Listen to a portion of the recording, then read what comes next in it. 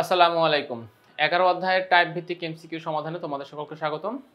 তাহলে চলো আমরা আমাদের এই পর্বের প্রশ্নগুলো সমাধান করা শুরু করি। আমাদের এই পর্বের টাইপ হচ্ছে টাইপ 2 সম্পৃক্ত হাইড্রোকার্বন অ্যালকেন রিলেটেড যে এমসিকিউ প্রশ্নগুলো আছে আমরা সেই এমসিকিউ প্রশ্নগুলো সমাধান করার চেষ্টা করব। ওকে। তো দেখো আমাদের প্রথম কোশ্চেন যে প্রোপেনের অণুতে কয়টি একক বন্ধন আছে? ফাইন। তাহলে এবার এটা তো ফার্স্ট আমাকে একটু ডায়াগ্রামটা আঁকতে হবে। প্রোপেনের সংকেত লিখি। দেখো এই যে এরকম, তাই না? 3 কার্বন বিশিষ্ট অ্যালকেন। তাহলে এখান থেকেই আমাদের সমস্ত বন্ধনের প্রান্তে হাইড্রোজেন বসবে। তাহলে হিসাব করো কয়টা একক বন্ধন? 1 2 3 4 5 6 7 8 9 10। তাহলে কয়টা হবে? 10টা। তাহলে সঠিক অ্যান্সারটা হচ্ছে গ নাম্বার। তাহলে প্রোপেনের একটি অণুতে কয়টি একক বন্ধন রয়েছে? 10টি একক বন্ধন রয়েছে। ওকে, তো গেল এটা। যাচ্ছি পরবর্তী প্রশ্নে। আচ্ছা, নেক্সট প্রশ্ন দেখো, স্বাভাবিক অবস্থায় কয়টি অ্যালকেন সদস্য গ্যাসীয় অবস্থায় থাকে? স্বাভাবিক অবস্থায় কয়টি অ্যালকেন সদস্য গ্যাসীয় অবস্থায় থাকে? এটার অ্যান্সার হবে কত? এটার অ্যান্সার হবে 3। কয়টি অ্যালকেন সদস্য? ও 4টি। স্বাভাবিক অবস্থায় মানে অ্যালকেনের প্রথম যে 4টি সদস্য মিথেন, ইথেন, প্রোপেন, বিউটেন, এই 4টি সদস্য গ্যাসীয় অবস্থায় থাকে। ফাইন, তাহলে আমরা এটার অ্যান্সার পেয়ে মানে কমপ্লিট করেছি। নেক্সট কোশ্চেন, নিচের কোনটি ব্রোমো প্রোপেনের সংকেত? নিচের কোনটি ব্রোমো প্রোপেনের সংকেত? অর্থাৎ প্রোপেন এবং তার সাথে হচ্ছে ব্রোমিন যুক্ত হবে। তাহলে এখানকার সঠিক অ্যান্সার হবে ক নাম্বার। ব্রোমো প্রোপেনের সংকেত কোনটি? C3H7Br। অর্থাৎ খেয়াল করো প্রোপিনের সংকেত কি? ও প্রোপেন বলছে তাই না? প্রোপেন, তাই না? প্রোপেনের সংকেত কি? C3H8। এবার একটা হাইড্রোজেন কমাই ফেলবো, একটা ব্রোমিন অ্যাড করবো, তখন কি হবে? তাহলে হবে C3H7Br। একটা হাইড্রোজেন কমবে, একটা ব্রোমিন বাড়বে। তাহলে আমাদের এখানের সাথে ম্যাচ হচ্ছে ক নাম্বারের। তাহলে 26-এর সঠিক অ্যান্সারটি পাচ্ছি আমরা ক নাম্বার। যাচ্ছি পরবর্তী প্রশ্নে। কি বলতেছে দেখো, কোন যৌগটি রাসায়নিকভাবে অনেকটা নিষ্ক্রিয়? কোন যৌগটি রাসায়নিকভাবে অনেকটা নিষ্ক্রিয়? সো আমরা জানি যে অ্যালকেন সমূহ রাসায়নিকভাবে কি হয়? অনেকটা নিষ্ক্রিয় হয়। সো এখান থেকে সঠিক অ্যান্সার কত হবে? ক নাম্বার C5H12 কি? পেন্টেন। অ্যালকেন সমূহ কিন্তু রাসায়নিকভাবে অনেকটা নিষ্ক্রিয়, কারণ দ্বিবন্ধন না থাকার কারণে তারা সংযোজন বিক্রিয়ায় সহজে অংশগ্রহণ করতে পারে না, অন্য কোনো গ্রুপকে নিজেদের সাথে যুক্ত করতে পারে না, শুধুমাত্র প্রতিস্থাপন বিক্রিয়ায় তারা অংশগ্রহণ করে। তো এই জন্য রাসায়নিকভাবে নিষ্ক্রিয় বস্তু বলতে মূলত অ্যালকেন শ্রেণীকে বোঝানো হয়। যাচ্ছি পরবর্তী প্রশ্ন দেখো, নিচের কোনটি প্যারাফিন? নিচের কোনটি প্যারাফিন? আচ্ছা, সো প্যারাফিন বা মোম, তো এখান থেকে সঠিক অ্যান্সার কোনটা হবে? ঘ নাম্বার C5H12 প্যারাফিন বা মোম। পেন্টেনকে কি বলা যায়? প্যারাফিন বা মোম বলা যায়। অর্থাৎ অ্যালকেনকে, শুধু পেন্টেনকে না, অ্যালকেনকে প্যারাফিন বা মোম বলা যায়।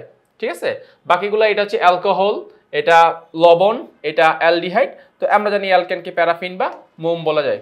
আচ্ছা, নেক্সট কোশ্চেন দেখো কি বলতেছে যে অ্যালকাইল মূলকের যোজনী কত? অ্যালকাইল মূলকের দেখো অপশন হিসেবে কি কি রয়েছে? 1 2 3 4। সো আমরা জানি যে অ্যালকাইল মূলকের যোজনী কত হতে পারে? অ্যালকাইল মূলকের যোজনী হতে পারে 1। তো 29-এর সঠিক অ্যান্সারটি হবে ক নাম্বার। নেক্সট কোশ্চেন, CnH2n+1 কিসের সাধারণ সংকেত? আচ্ছা, কিসের বলো তো? অ্যালকাইল মূলকের, কারণ যেহেতু আমাদের এখানে এটাকে পূর্ণ করা হয় নাই, আমরা জানি CnH2n+2 হচ্ছে অ্যালকেন আর CnH2n এটা হচ্ছে অ্যালকিন। তো এখান থেকে যেহেতু আমাদের অ্যালকেনও না অ্যালকিনও না, এদের মাঝামাঝি কোনো একটা সংকেত, তাহলে এটা অবশ্যই কি হবে? এটা অবশ্যই হবে একটা অ্যালকাইল মূলকের সাধারণ সংকেত। আচ্ছা, যাচ্ছি আমরা পরবর্তী প্রশ্ন। দেখো পরবর্তী প্রশ্ন কি বলেছে আমাদেরকে। আচ্ছা, পরবর্তী প্রশ্ন আমাদেরকে বলতেছে যে সোডিয়াম প্রোপানয়েডের সাথে সোডা লাইমের বিক্রিয়ায় কোন হাইড্রোকার্বনটি উৎপন্ন হয়? এই যে দেখো এখানে বলতেছে সোডিয়াম প্রোপানয়েড, এই যে আমাদের লবণ, জৈব অ্যাসিড এবং এর সাথে সোডিয়াম হাইড্রোক্সাইড বিক্রি করলে যেই লবণ উৎপন্ন হয়, এর সাথে যখন আমরা সোডা লাইমের বিক্রিয়া ঘটাবো তখন কার্বন কিন্তু কমে যাবে। আমাকে মনে রাখতে হবে এখানে কার্বন কমবে। সো প্রোপানয়েড মানে কার্বন কয়টা মনে হচ্ছে? 3টা, কিন্তু এখানে কার্বন একটা কমে যাবে। সংকেতটি কি হবে? C2H6। আচ্ছা, চলো তাহলে আমি তোমাদেরকে এই বিক্রিয়াটা একটু সলভ করে দেখাই যে C2H6 কি হবে। সোডিয়াম প্রোপানয়েডের সংকেত কি? এরকম CH3 CH2 COONA। Sodium propanoate, soda lime মানে কি? সোডিয়াম হাইড্রোক্সাইড এবং ক্যালসিয়াম অক্সাইডের মিশ্রণ, এটা হচ্ছে সোডা লাইম। এবারে আসো এরা বিক্রিয়া করে কি উৎপন্ন করবে। তো দেখো এদের মধ্যে বিক্রিয়াটা হবে কি হবে? COONA এবং সোডিয়াম অক্সাইড মিলে কি উৎপন্ন করবে? মিলিয়ে উৎপন্ন করবে Na2CO3, সোডিয়াম কার্বনেট। আচ্ছা, দেন বাকি থাকতেছে কি?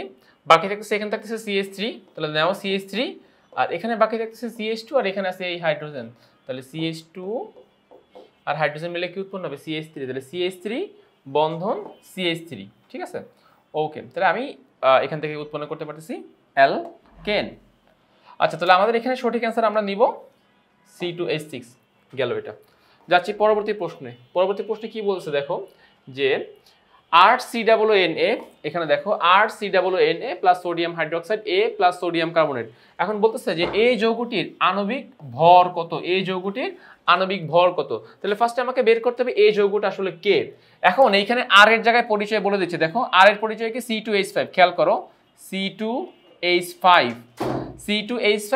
COONA টোটাল কার্বন কয়টা এখানে তিনটা তাহলে আমরা ঠিক আগের মতো যদি চিন্তা করি দেখো COONA আর সোডিয়াম অক্সাইড মিলে উৎপন্ন করতেছে সোডিয়াম কার্বনেট তাহলে বাকি থাকছে কি দেখো বাকি থাকতেছে C2H5 আর এখান থেকে এই হাইড্রোজেন যাচ্ছে আমি এটাকে একদম পুরোপুরি সুন্দর মতো করে দিচ্ছি দেখো কি হবে এই যে তাহলে আর কে ছিল আর ছিল C2H5 আর COONA আর সোডিয়াম অক্সাইড মিলে যাচ্ছে সোডিয়াম কার্বনেট তাহলে এই হাইড্রোজেনটাকে এখানে যুক্ত করে দাও তাহলে কি হবে C2H6 আমার তার এই যৌগের সংকেত কি C2H6 এখন C2H6 এর ভর কত কার্বন দুইটা 12 দুগুণে 24 আর 6 30 তাহলে আমাদের 32 এর সঠিক অ্যান্সার কত হবে ঘ নাম্বার 32 এর সঠিক অ্যান্সার কত হবে ঘ নাম্বার আচ্ছা যাচ্ছি আমরা পরবর্তী প্রশ্ন দেখো পরবর্তী প্রশ্নে কি বলতেছে ওকে এখানে খেয়াল করতে হবে এই যে দেখো এটা কিন্তু শেষ না এই পাশেও একটু রয়েছে CH3 তো বলতেছে যে n এর ভ্যালু যদি 4 হয়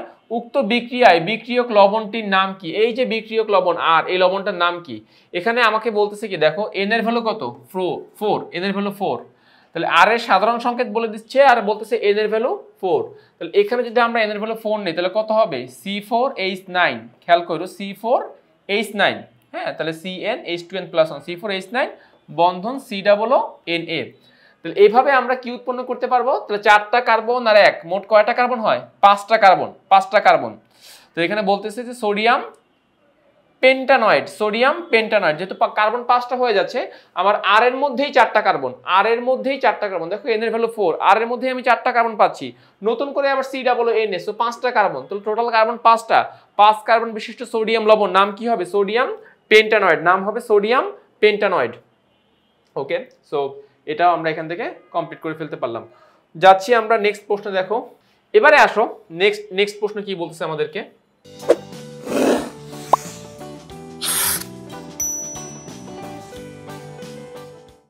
আচ্ছা দেখো বলতেছে যে X একটি যৌগ সোডিয়াম হাইড্রোক্সাইড বিক্রিয়া করে উৎপন্ন করতেছে C3H8 Na2CO3 এখন X যৌগটির কে বা X যৌগটির সংকেত কি তো আমরা একটু ব্যাক ক্যালকুলেশন করি এখান থেকে দেখো সোডিয়াম পাচ্ছি তাহলে এখানে ফার্স্টে সোডিয়াম হবে সোডিয়াম যেহেতু এখানে দুইটা বাট এখানে সোডিয়াম একটা তাহলে ফার্স্টে X যৌগের সাথে অবশ্যই সোডিয়াম আছে দেন কি হবে দেখো C3 তাই না তাহলে C3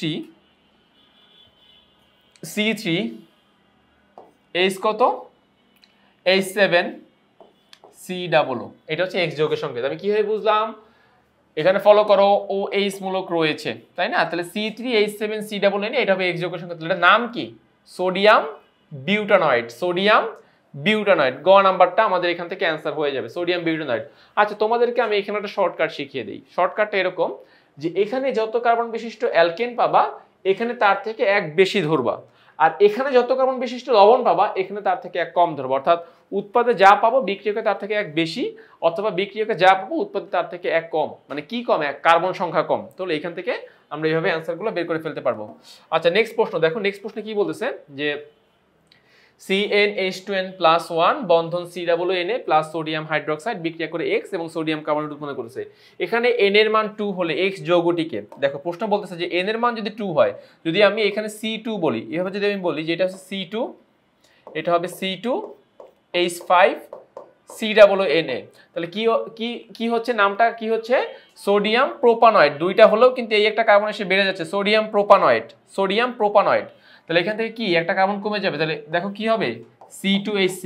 ইথেন উৎপন্ন হবে ইথেন আমরা বলছিলাম যে আমরা এখানে যত কার্বন বিশিষ্ট লবণ পাবো তার থেকে এক কার্বন কমে যাবে সো 35 এর C2H6 খ নাম্বার অ্যান্সার 35 এর C2H6 খ নাম্বারটা আমার কি হবে এখানে অ্যান্সার হবে আচ্ছা যাচ্ছি আমরা নেক্সট পরবর্তী প্রশ্নে দেখো পরবর্তী প্রশ্নে কি বলতেছে আচ্ছা পরবর্তী প্রশ্নে বলতেছে যে CH3 CH2 COONA এটাও কিন্তু সোডিয়াম প্রোপানয়েড, 3টা কার্বন, 1 2 3, 3 কার্বন বিশিষ্ট সোডিয়াম প্রোপানয়েড, আর সোডিয়াম হাইড্রোক্সাইড বিক্রিয়া করতেছে। তাহলে বলতেছে যে X যৌগটি হলো, X যৌগটি কে, X যৌগটি কি হতে পারে আমার CH3, খেয়াল করো CH3, আর এখানে আছে CH2 আর এই হাইড্রোজেন, তাহলে CH3 কি হবে বলো তো, C2H6 ওকে। সো 36 এর সঠিক অ্যান্সার কত হবে, 36 এর সঠিক অ্যান্সারটি হবে ক নাম্বার, 36 এর সঠিক অ্যান্সারটি হবে ক নাম্বার।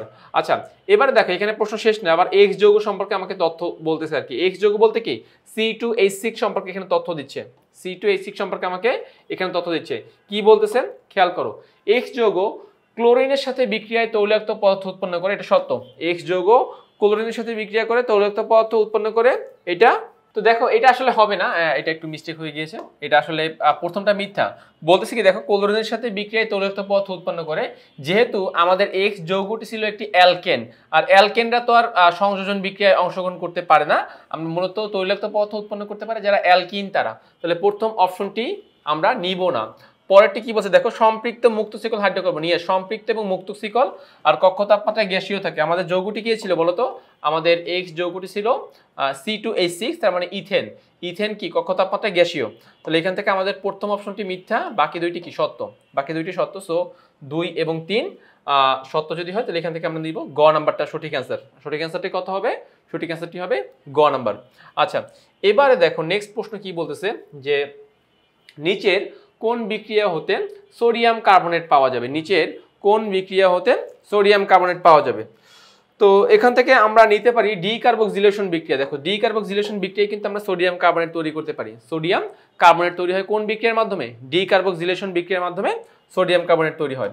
আচ্ছা নেক্সট প্রশ্নে যাচ্ছি, দেখো নেক্সট প্রশ্নে কি বলতেছে যে বিক্রিয়া, এখানে কি বলছে দেখো যে CH3 COONA sodium ইথানয়েড plus sodium hydroxide, এখান থেকে মিথেন প্লাস A পাচ্ছি, যে উপযুক্ত বিক্রিয়াটির নাম কি, এই বিক্রিয়াটির নাম কি বলতো, ডিকার্বক্সিলেশন বিক্রিয়া, কারণ আমরা এই বিক্রিয়ায় কার্বন সংখ্যা কমে যায়, এই বিক্রিয়ার মাধ্যমে আমরা কার্বন সংখ্যা কমাতে পারি, তাই এই বিক্রিয়াটির নাম হয় ডিকার্বক্সিলেশন বিক্রিয়া। আচ্ছা এরপরে কি বলছে দেখো, বলতেছে যে এ যৌগ, খেয়াল করো এ যৌগ বলতে কার কথা বোঝানো হচ্ছে, এই যে সোডিয়াম কার্বনেট, এই যৌগটা কি হবে, এই যৌগ হবে Na2CO3 সোডিয়াম কার্বনেট। তাহলে আমাদের নেক্সট প্রশ্ন সোডিয়াম কার্বনেট কেন্দ্রিক, সোডিয়াম কার্বনেট কেন্দ্রিক। আচ্ছা সো আমরা এখন এখান থেকে সেই সোডিয়াম কার্বনেট যে প্রশ্ন আমাদের যে অপশনগুলো দিবে, আমরা এখন সেই প্রশ্নগুলো থেকে অপশনগুলো খোঁজার চেষ্টা করব। নাম্বার 1 ক্ষারীয় প্রকৃতির, এটা সত্য, কেননা দেখো সোডিয়াম কার্বনেট Na2CO3 কি করতে পারে, 2 অণু HCl এর সাথে বিক্রিয়ায় অংশগ্রহণ করে কি উৎপন্ন করতে পারে বলতো, সোডিয়াম ক্লোরাইড উৎপন্ন করতে পারে, কার্বন ডাই অক্সাইড উৎপন্ন করতে পারে, প্লাস পানি উৎপন্ন করতে পারে। সো এই যে sodium chloride, carbon die oxide এবং পানি, এগুলা এই যৌগ থেকে উৎপন্ন করা যেতে পারে। আচ্ছা ফাইন, তাহলে এখানে বলতেছে যে ক্ষারীয় প্রকৃতির সোডা অ্যাশ নামে পরিচিত, এটাও সত্য, লঘু অ্যাসিডের সাথে বিক্রিয়া কার্বন ডাই অক্সাইড উৎপন্ন করে, অলরেডি তোমাদেরকে এটা দেখিয়েছি, এই যে দেখো কার্বন ডাই অক্সাইড উৎপন্ন হয়েছে, লঘু অ্যাসিডের সাথে বিক্রিয়া করে কার্বন ডাই অক্সাইড উৎপন্ন করেছে। সো 1 2 3 তিনটাই সঠিক, তারপরে আমাদের ঘ নাম্বারটি হবে সঠিক অ্যান্সার। 40 প্রশ্নের সঠিক অ্যান্সারটি হবে ঘ নাম্বার, 40 নম্বর প্রশ্নের সঠিক অ্যান্সারটি হবে ঘ নাম্বার। আচ্ছা এরপরে কি বলছে দেখো, কোন পদার্থটির, খেয়াল করো বলছে যে কোন পদার্থটির আন্ত আণবিক শক্তি সব থেকে বেশি, কোন পদার্থটির আন্ত আণবিক শক্তি সব থেকে বেশি। এখানে ফার্স্ট কঠিন রয়েছে, তরল রয়েছে, এই যে দেখো ঘ নাম্বারটা C20H42, অর্থাৎ উচ্চতর কার্বন বিশিষ্ট একটা অ্যালকেন, যেটা কিনা কঠিন পদার্থ। সো আমরা জানি কঠিন পদার্থের কি হয়, আন্ত আণবিক আকর্ষণ শক্তি অনেক বেশি হয়, আন্ত আণবিক আকর্ষণ শক্তি অনেক বেশি হয়। গেল এটা। সাধারণ তাপমাত্রায় কোনটি গ্যাসীয়, বিউটেন। সাধারণ তাপমাত্রায় কোনটি গ্যাসীয়, C4 পর্যন্ত, C1 থেকে C4। সো বিউটেন যেহেতু 4 নাম্বার কার্বন বিশিষ্ট যৌগ, তাহলে এটা হবে বিউটেন। আচ্ছা নেক্সট কোশ্চেন দেখো, সাধারণ তাপমাত্রায় কোনটি তরল, সাধারণ তাপমাত্রায় কোনটি তরল, তাহলে এখান থেকে সঠিক অ্যান্সার কত হবে, C6H14। তো এই পর্যন্ত আমরা বুঝতে পেরেছি। আচ্ছা দেখো নেক্সট প্রশ্ন কি বলছে যে ইথিন হতে ইথেন উৎপাদনকালে কোনটি প্রভাবক হিসেবে ব্যবহার করা হয়, অর্থাৎ অ্যালকিন হতে অ্যালকেন উৎপাদনকালে আমরা প্রভাবক হিসেবে কাকে ব্যবহার করি, কাকে বলতো, নিকেল, তাই না, নিকেল 180 থেকে 200 ডিগ্রি সেলসিয়াস তাপমাত্রা এখানে প্রভাবক হিসেবে ব্যবহার করা হয়। ওকে যাচ্ছি আমরা পরবর্তী প্রশ্নে। ফাইন, কি বলতেছে দেখো যে মৃদু সূর্যালোকে মিথেনের সাথে ক্লোরিনের বিক্রিয়ায় চেতনানাশক দ্রব্য উৎপন্ন হয় কোন ধাপে? এটা অ্যান্সার হবে তৃতীয় ধাপে। আচ্ছা, এটার আমি একটু অ্যান্সারটা একটু তোমাদেরকে একটু দেখিয়ে দিচ্ছি কিভাবে আমরা উৎপন্ন করতে পারবো। ফার্স্টে হবে মিথেন প্লাস ক্লোরিন ইজিকোস হবে methyl chloride CH3Cl plus HCl CH3Cl plus HCl methyl chloride. আচ্ছা, এবারে আসো মিথাইল ক্লোরাইড প্লাস ক্লোরিন কি উৎপন্ন হবে? CH2Cl2 plus HCl methyl chloride থেকে ডাইক্লোরোমিথেন। ডাইক্লোরোমিথেন থেকে যদি আমরা ক্লোরিন নেই কি উৎপন্ন হবে? CHCl3 plus HCl CHCl3 plus HCl।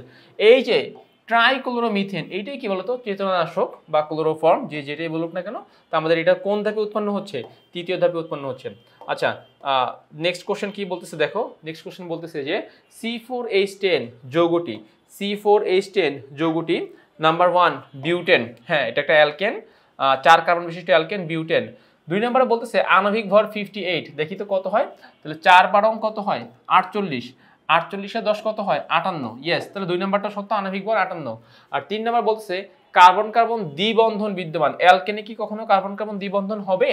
অবশ্যই না। তাহলে 1 এবং 2 সঠিক। তাহলে আমাদের এখানকার সঠিক অ্যান্সারটি কত? সঠিক অ্যান্সারটি হবে ক নাম্বার। সঠিক অ্যান্সারটি হবে ক নাম্বার। ওকে, তো আমি আশা করতেছি তোমরা এই পর্বের আমাদের যে এমসিকিউ গুলো ছিল সেই এমসিকিউ গুলো তোমরা প্রপারলি বুঝতে পেরেছো। তো আজকে এই পর্যন্তই, নেক্সট ভিডিওতে আবার আমাদের দেখা হবে।